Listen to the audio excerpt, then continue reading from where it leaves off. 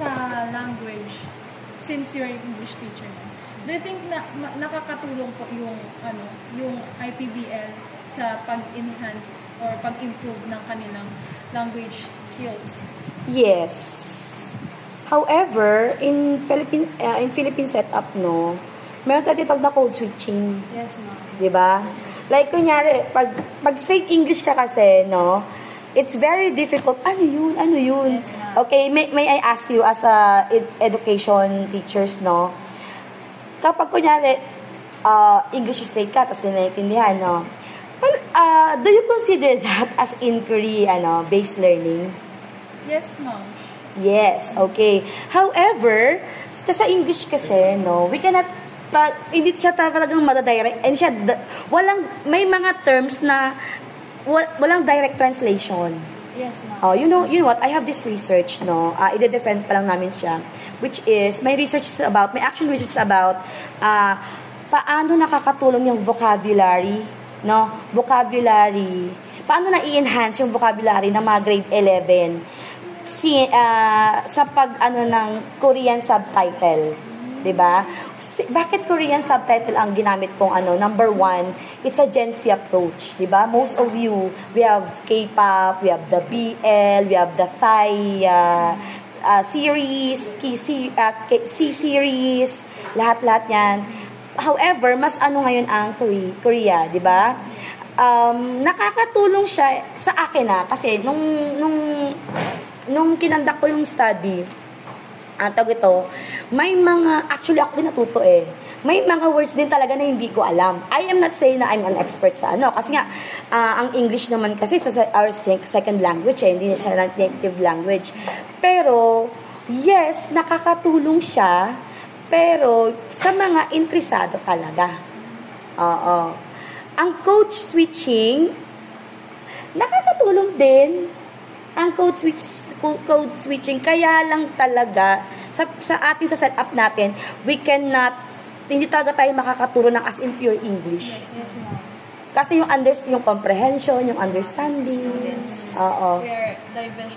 Meron nga sinasabi na we are all diverse. Oo. Kaya some of the students are not capable enough to acquire the language that is used inside the classroom setting. Kailangan baliin, mag-code switch ka talaga. Yes, ma'am. Oo. Saka, meron din po kasi yung tinatawag nila yung English policy, only English policy. So, English only policy. AOP. Yes. Pero para sa akin Pilipinas lang naman kasi sa grammar Yes. Alam niyo, nakikipag-seminar din naman kami o webinar. Mayroong kaming mga kasama, iba-ibang lahi, no? Ano kaya sila? Incorrect kaya yung grammar nila? Yes. Pero, as long as yung thought andoon, okay lang naman. Ako ako language major ako. Para sa akin, language is not a measurement of intelligence. Yes, as long as na-explain mo ng maayos yung mo, kung mag-code switch ka, doon sila nakakaintindi And yung naniniwala pa ako sinabi about dun sa world Englishes, ma'am, na as long as they are understood. Exactly, kasi meron tayo tatag na Singlish, yung Singapore Yes, English, di ba? Iba-iba yan, iba-iba talaga. Like, kunyari, iba yung, depende kasi yan sa talaga O, di ba, kunyari, yung word na often. Yes. It's both accepted. Pero minsan, often, mga ganyan. Sa talaga, sa Pilipinas lang talagang pati spelling. Like, kunyari, kasi sa, Z, may S. Oo, sa Pilipinas kasi, we have two, di ba, IPA, which is the English at saka British. Yes, ma'am. However, more on American tayo. Yes, American, di ba, pag sa yung ina-adapt ko. Oo, American. Kaya, pag kunyari, talaga, hindi,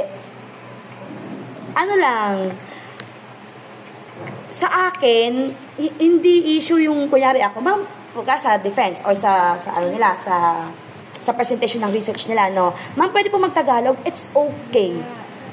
As long as nagkakaintindihan. So, para sa akin, nakakatulong yung paano kung na-curious sila? Ma'am, ano po yung ganito? O, di ba, nung nagsusulat kayo pag-essay nyo, di ba, gusto kayo, ma'am, ano English ng ganito? ano English po ng ganito, di ba? Pag magpapa-essay si teacher, inquiry na yon, tama.